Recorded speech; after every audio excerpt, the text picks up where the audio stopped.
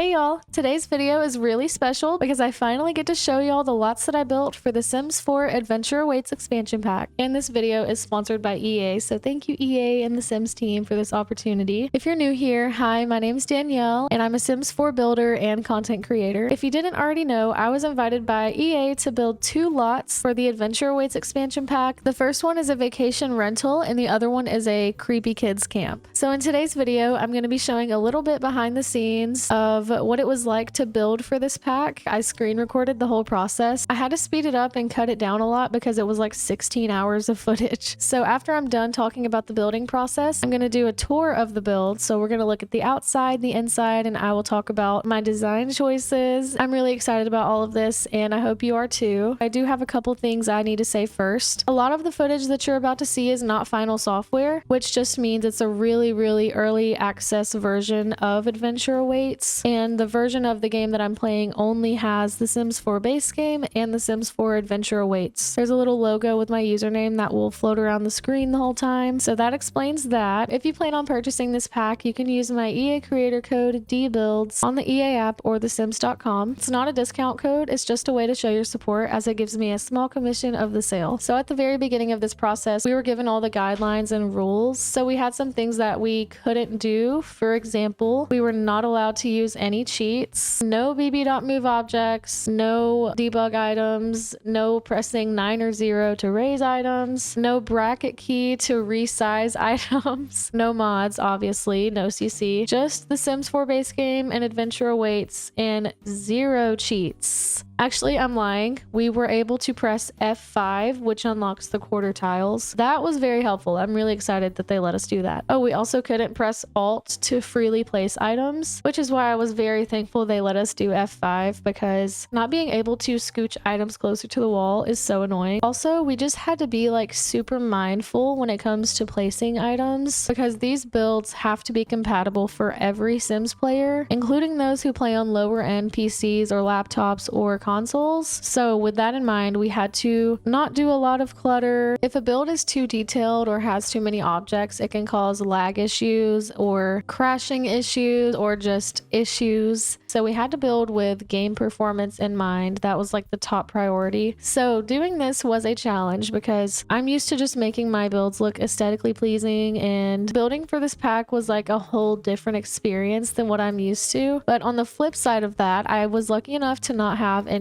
budget restrictions or like a storyline I had to follow. I didn't even know what this pack was going to be called. Everything in the game just had a placeholder name. We were just told what the pack was going to be about, and we were told like the vibes of the neighborhoods, and we kind of just based our builds on that. When I say we, I'm talking about me and the other lot builders, which are JJ Bink, Kiwi Sims Kate, Griffey, and Axie Sims. I remember when I first started building the Jellyfish Jubilee lot, it was so chaotic. I just couldn't get the layout figured out. I started doing the kitchen and the living room before I realized I needed to put stairs leading up to the second floor. So I had what I thought was a perfect layout, but then I realized there's no stairs and there's nowhere for the stairs to go. So I ended up having to redo the layout a million times. It felt like I finally decided on placing the stairs in the kitchen. I also changed the color scheme a lot. From the beginning, I knew I wanted it to be a lighter color scheme, like a lighter wood tone, but then I randomly was like, wait, what if everything was like a really dark brown wood tone? I don't know why I did that. I was like, maybe this will randomly look really good, but it didn't. So I changed it all back. After I did all that, the build just slowly started to come together and I finally got done with it. I really like how this whole build turned out, and I'm really excited to see all of your Sims living in it and playing in it. If you do decide to play in the builds that I created, be sure to tag me if you post pictures or videos of it. I would love to see. So my second lot that I built is actually a gallery lot. It's going to be on the gallery. It's going to be under the Maxis username. It's called Cryptid Creek Camp and it's a creepy kids camp. And I think this one is my favorite. I put so much thought into it. I mean, I put so much thought into my other one too, but this one especially had more thought put into it just because it's different from what I normally do. So I had to think more. Like, I'm used to building houses. I'm not used to building creepy kids camps. I've actually never done this before. I originally placed this lot on a 20 by 30. I quickly found out that that was way too too small. I moved to a 40 by 40 lot, which was the perfect size. So for this camp, it is 2 buildings. The one on the left has a blue theme inside, and then the one on the right has a green theme. I originally had both of them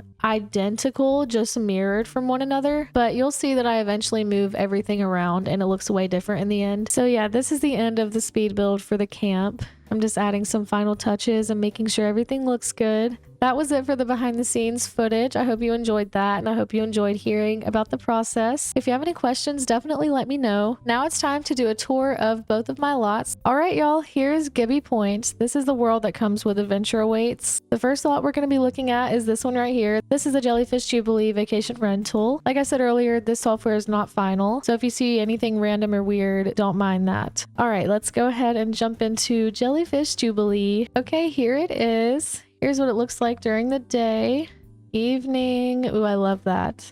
And night. Now, I'm going to try not to make you dizzy, okay? We're going to do a quick little overview of the exterior. So this is the front of the house. This is the front door. And then over here, we've got a tree. I want to show you this part of the build that I think is really cool. I added this little sitting area, and I really love how the roof looks. Ooh, that view though. Oh my God. Okay, and then heading towards the back, we have a swing set, a little sliding glass door, a bird bath, another little sitting area, and a grill. Here's what this side of the build looks like. And then going up here, this is my favorite part, and I think this will be a lot of y'all's favorite part too. Upstairs, we have this really cute lookout space with a telescope. POV, you are visiting Jellyfish Jubilee with your family, and this is your view. I'm jealous of all the Sims that get to do this. I have a feeling a lot of your Sims will be abducted by aliens in this very spot. So yeah, that's the exterior. So now let's head inside.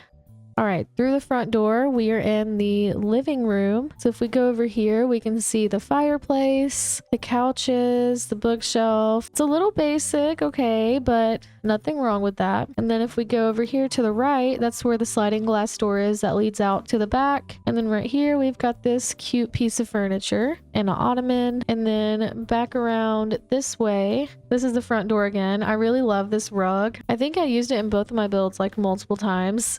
And then over here to the right is our first bedroom. Here it is. I'm obsessed with the wallpaper. Look how cute it is with Bigfoot on it. Oh my God, look at the little feet. I love it. And then here's what the bed looks like.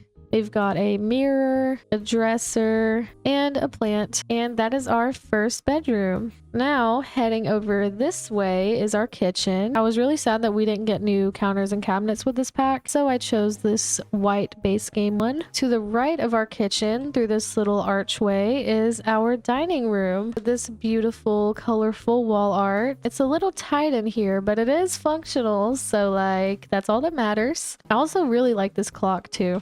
All right, that's our dining room. Now heading back out this way, and then through this door is our bathroom. So we've got a mirror, a sink, shower tub combo, and a little toilet nook over here. And then going over here is the staircase leading up to upstairs. So when you go upstairs, we've got this hallway table, and right here is where we were just looking at with the telescope. Love it. Over here is another little hallway with a bathroom right here. Over here is our second bedroom. This one has the bunk bed and some stuff for the kids. And then if we go back out here, we've got our final bedroom, which is another room that's designed for a kid, but you know, anyone could sleep in here. We've got our imaginary friend. I remember when I first like placed him right there, I didn't know what it was. I thought it was just a plushie or something. So yeah, here's our bed, and we've got this cute little shelf over here, some storage, another shelf, a rug, and then out here is that other area I was talking about earlier.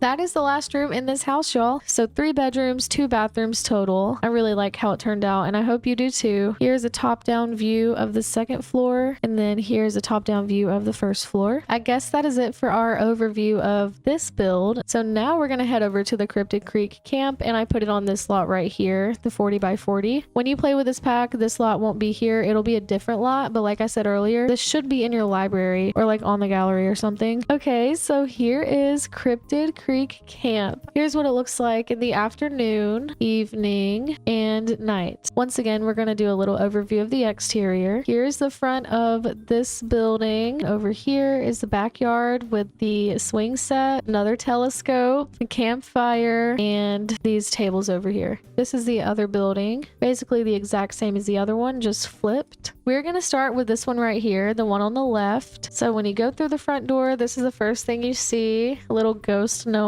We've got the creepy looking newspaper wallpaper. We've got this cute piece of furniture. And then over here, there's a coat rack and a plant. Going into the kitchen, you can kind of see the creepy vibe, kind of. Like, it's not overly scary. We've got our counters and cabinets. I put a little lunchbox right there, as well as some knives, some utensils, candles, appliances. Over here is our living room. There's another mirror, fireplace, a couch. Then if you go through the living room, over here we've got an archway with the rug and that same wallpaper. Through this door is the bathroom. So here we have a shower, a tub, a toilet, a rug, some art, and the sinks. Over here is our bedroom. I added these keys right here because they just kind of felt creepy-ish. Like, also this right here. This is kind of creepy. I also specifically chose this lunchbox because of the alien on it. It just gave creepy vibes. Through this door is the bedroom. This is the same wallpaper as earlier, just a different swatch, but I love this one. I love the alien theme. It's just so cute. And it matches the lunchbox. Here are the beds. We've got all this stuff over here. Over here, we've got Mr. Tragic Clown. Be careful if you play with this build because he will probably show up. So be prepared. I put these here because they also just felt like they added to the creepy vibe. Some things are more creepy than others, okay? But I tried to convey the creepy vibe as best as I could. I put this calendar over here. That is basically it for the bedroom. And for the green side of the build, that's pretty much it. So if we go back out the front door, over here is the blue side. It's very similar to the green one. So when you walk in, to the left is our blue furniture and decor. And then we've got this over here with the blue gnome this time. Here is the kitchen. The kitchen is the exact same. And here's our living room. I did put a TV in this one. Through this door is the bathroom. Here's what it looks like from over here. Over here on this side of the living room, hallway leading out to the back. These are tents that are in like a wood crate thing. I thought it was cute, so I put that there. Once again, the wallpaper and the rug. Bedroom is right through here.